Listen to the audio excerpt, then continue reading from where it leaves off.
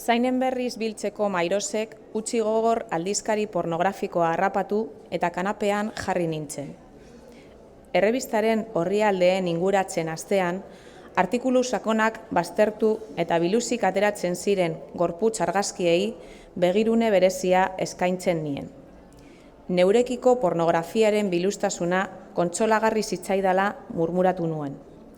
Eskerrak ez ninduela orduan, noiztenka ezitzen nauten egiazko euskaldun zuhur eta zintzo bihi batek begiztatu.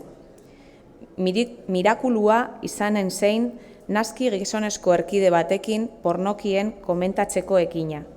Jadanik lizun eta loi baldin bazitzaion, estatistika zurrungatzuetarik izuri euskararen desagertzearen aipamena bera. Auto, kontzientziaren arraz lasaitzeko, gazna zerra bat moztu eta espainetaratu nuen.